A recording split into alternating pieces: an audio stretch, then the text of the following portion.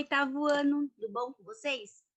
Bora assistir essa aula para acabar essa matéria do nosso terceiro livro? Vamos acabar? Bom, a gente vai falar nessa aula hoje sobre três questões que rondaram, principalmente ajudaram, o segundo reinado ou o segundo império, o Império de Dom Pedro II, a cair e, no fim, a gente declarar a proclamação da nossa república, que é o que temos hoje em dia. Essas três questões vão ser de três âmbitos diferentes, vai ser em torno, principalmente, que vai ajudar mesmo a acabar, vai ser com os militares e com o clero no Brasil, ou seja, no caso vai ser diretamente em relação ao catolicismo no Brasil. Mas tem uma questão que ela não vai ajudar a entrar em crise, mas ela vai ajudar, por exemplo, a manter o que hoje, principalmente hoje, a gente explorou muito a questão indígena, tá? O que acontece? A gente tem que pensar que desde que os portugueses vieram para o Brasil, existe um processo civilizatório de exploração e essencialmente em cima dos indígenas, A gente,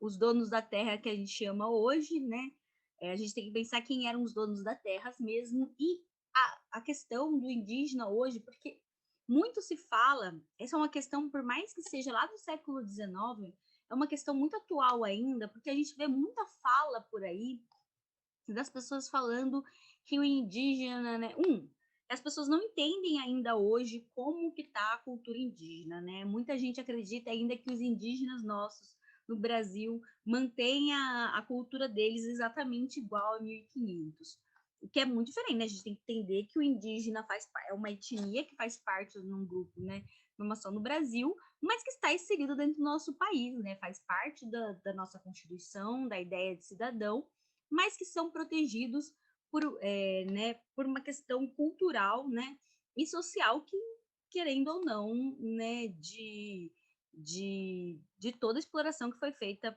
pelos portugueses e a elite brasileira, sobre esses indígenas.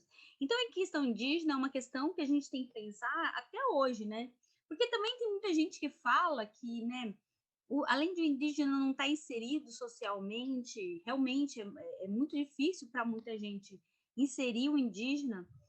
Muita gente tem preconceito, de que o indígena não trabalha, de que o indígena é vagabundo, de que o indígena quer viver às custas do governo, ou, Mas não, a cultura indígena, a gente já aprendeu muito isso, que ela depende muito da terra, do que a terra fornece. Como ela depende muito da terra, ter tirado essa terra dos indígenas impossibilitou, essa inserção do indígena dentro da nossa sociedade e a gente entender, como que funciona a cultura deles, Então, desde o começo, muito antes do Império, o indígena já estava nesse plano, nesse processo civilizatório, do Brasil. Sempre por 400 anos antes, de 400 a 400 anos depois, com Dom Pedro mesmo, tinha que se pensar, como é que a gente vai colocar esse indígena, essa cultura indígena dentro da nossa sociedade. O problema é que é diferente do que a gente pensa hoje, em que a gente, percebe a importância da cultura indígena para a nossa sociedade, a gente percebe a cultura indígena, a importância da cultura indígena para aqueles que, eram os reais donos da terra no Brasil. Naquele momento, o Império não pensava nisso. O Império pensava muito mais: nós temos que resolver um problema que se chama os indígenas, Os indígenas, eles tanto não eram considerados, cidadãos no Império, que os indígenas não fizeram nem parte, não entram no texto, não há uma preocupação no texto da Constituição de 1824, feita pelo Dom Pedro I, sobre os indígenas, O que acontece? Ao longo de todos esses anos, os indígenas foram obrigados cada vez mais a deslocarem para aldeias de terras devolutas. O que são terras devolutas? Terras que não pertencem a ninguém ou pertencem ao governo, mas que não estão em uso do governo, né? Se esses indígenas não vão para a terra devoluta, eles não querem sair das suas próprias terras para caminharem para essas terras, eles, de certa forma, são obrigados, né, a se tornar força de trabalho para esses donos, né, donos mesmo, assim, bem entre aspas, da terra, os proprietários da terra, que, na verdade, né, não são originalmente os donos dessa terra. Esse debate durante o governo do Império vai aumentar mais, principalmente pela criação depois do Instituto Histórico e Geográfico Brasileiro, que vai começar a falar sobre essa questão indígena e montar a nossa história para montar a nossa identidade nacional. Quem são os brasileiros, né? Nenhum país tem uma identidade que não é construída. Os estadunidenses, os franceses, os japoneses, todos eles têm a ideia do que a gente imagina como eles são, porque eles têm uma construção da identidade nacional. A identidade deles mesmos foram construídos, não é que eles sempre foram assim e eles nunca mudaram, né? A gente tem que pensar que no caso do Brasil é a mesma coisa.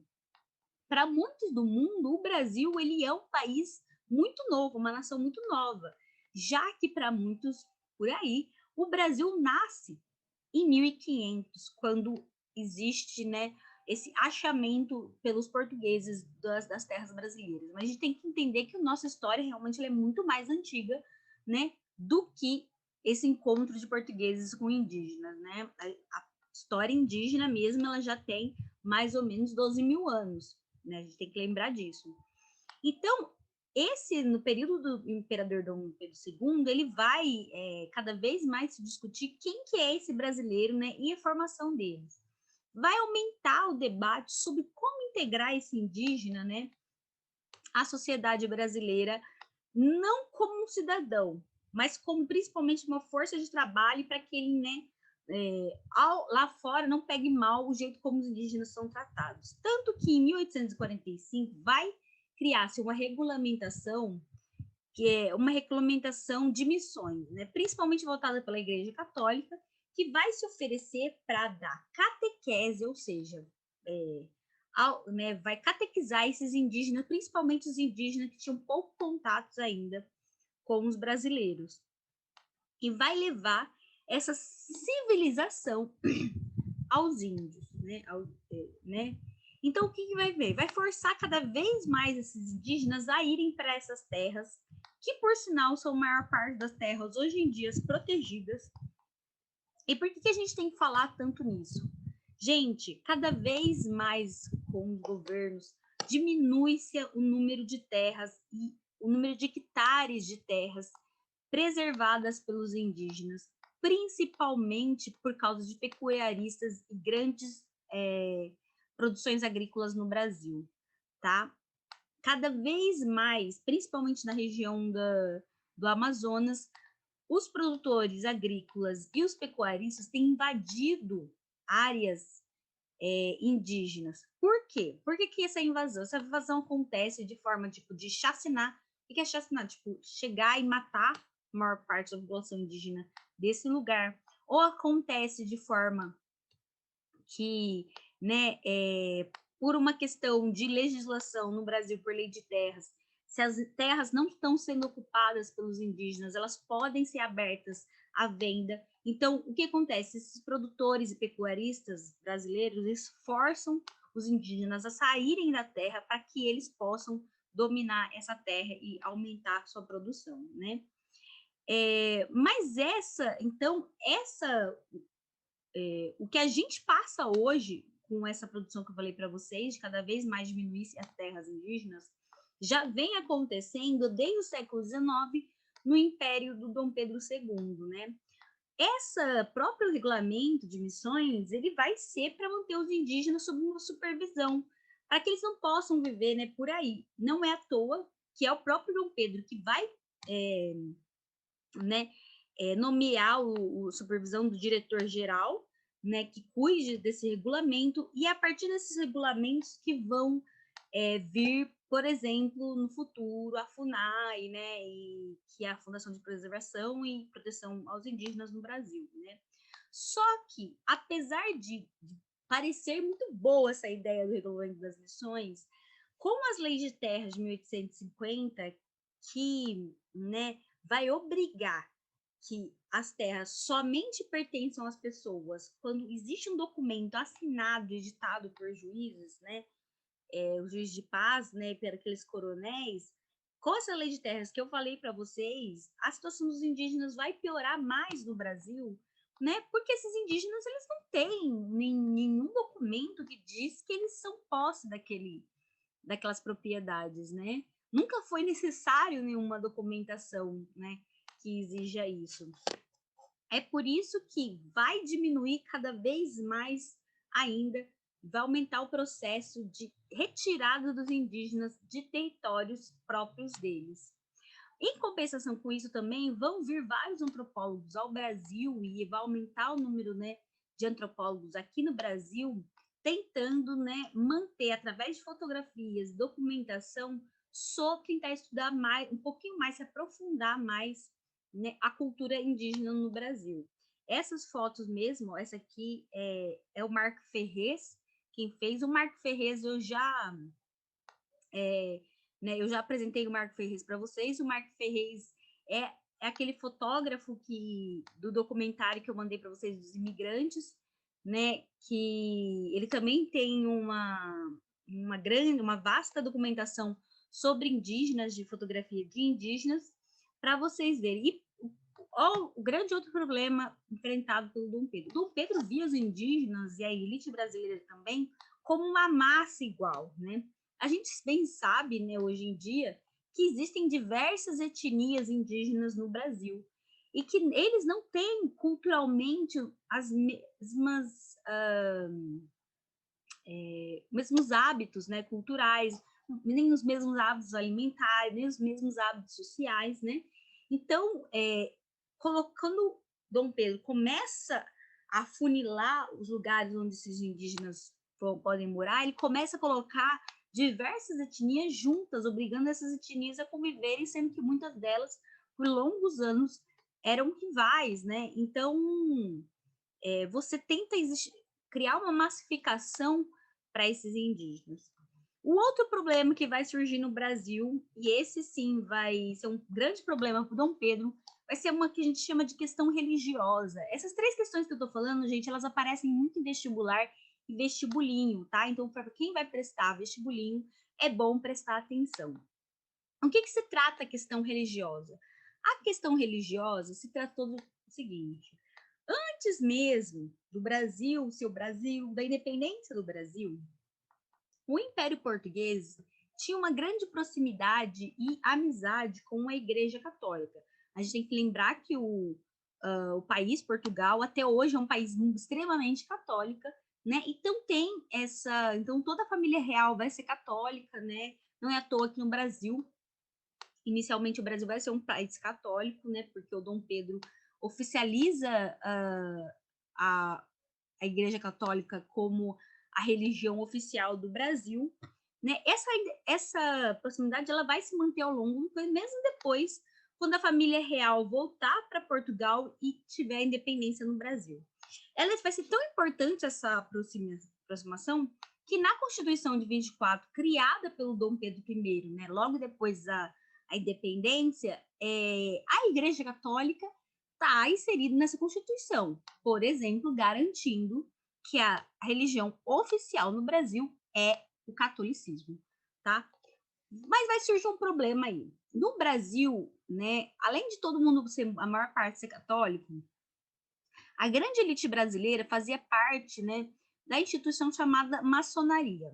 Para muitos de vocês, a maçonaria, né, acho que vocês já ouviram falar que é um grupo religioso, uma seita, que os caras cortam cabeças de cabra, assim. Quando eu era criança, eu escutava muito isso. Mas, na verdade, a maçonaria ela é somente um grupo, uma instituição em que ela cuida dos seus, e somente a elite normalmente pode entrar, porque ela cuida economicamente. Então, ela não é uma religião, né? O próprio Dom Pedro I e o Dom Pedro II, eles faziam parte da maçonaria.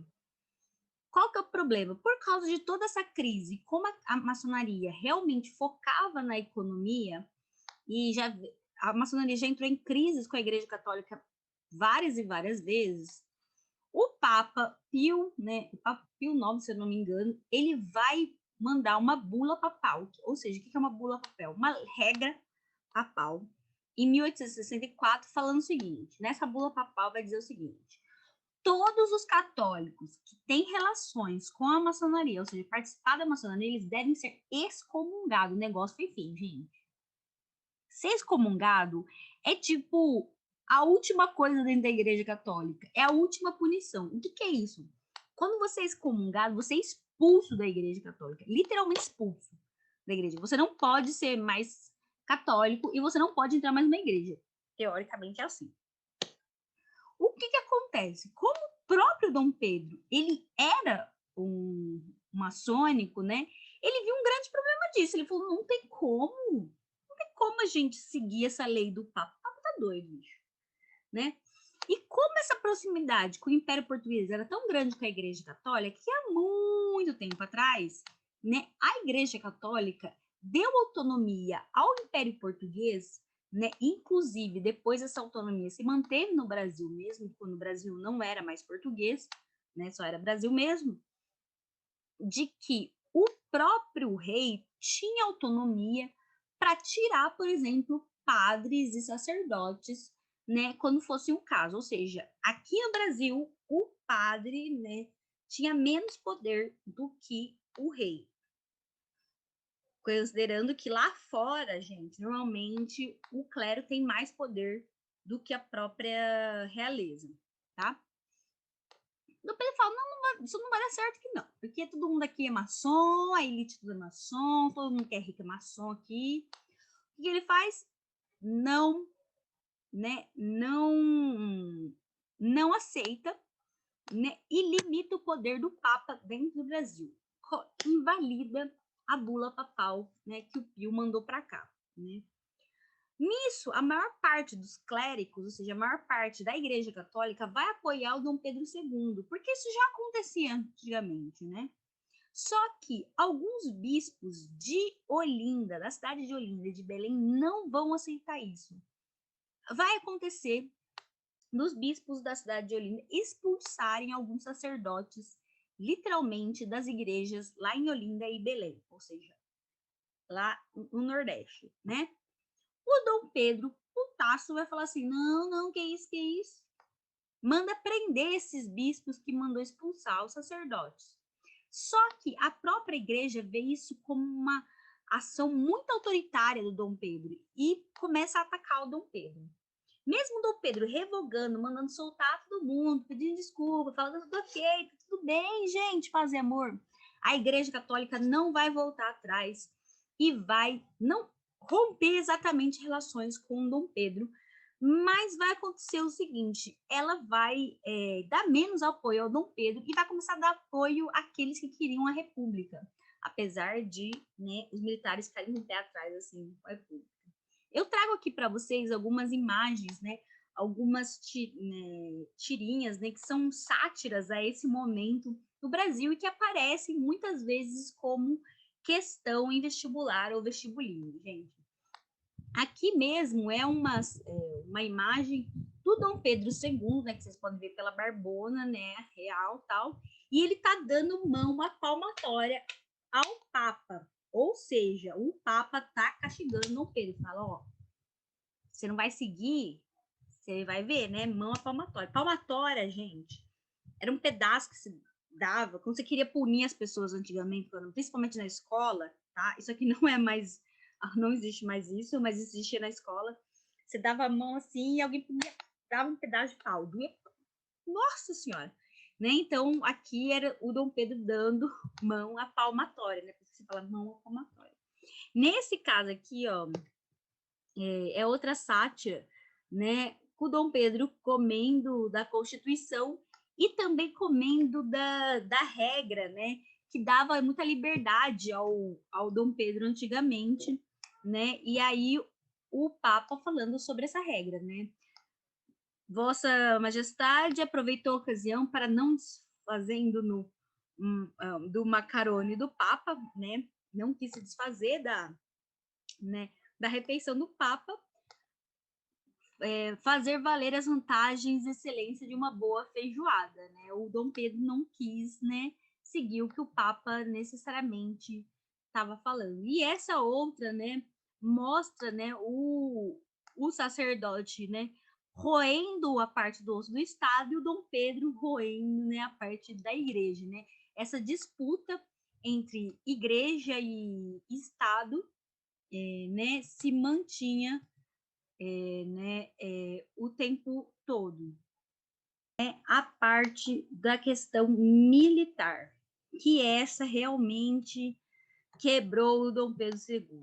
Gente, a questão militar, né? Se você tem que lembrar que a gente estava falando da Guerra do Paraguai até uns dias atrás, né?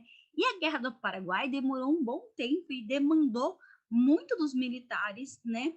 Para poder ganhar, já que as forças do Paraguai, né, eram forças que realmente o Solon Lopes tinha forças pesadas, a questão do exército, né? O Brasil teve que se juntar à Argentina e para o Uruguai para poder derrotar o Paraguai. Depois disso, os militares começam a querer mais apoio do Dom Pedro II e querer ter mais poder, ou pelo menos mais poder de governo dentro do governo do Dom Pedro II, né? Porque os militares, eles eram vistos como, né, eles não eram como a elite, né, cafeeira, por exemplo, no Brasil. O Dom Pedro abriu os olhos assim, ó, né, para manter. Então, a gente tem que entender que os militares, né, depois voltaram a sacrificar, né, várias mortes lá no Paraguai, vão voltar e vão querer mais poder, né?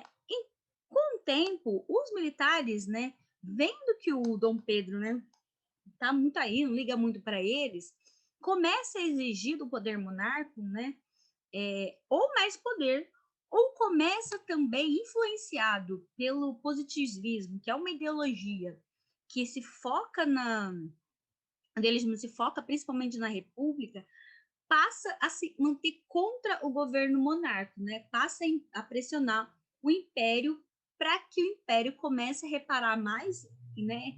Dar mais apoio aos militares, ou até mesmo para que o imperador desista do Brasil, abra, né, mão de obra, né? Tipo, tire, né, saia do poder e volte para Portugal, né? Mantendo-se aqui, né? A crise mesmo vai se dar em 83, quando um grupo de militares vai se manifestar contra o imperador pedindo por melhorias nas suas aposentadorias.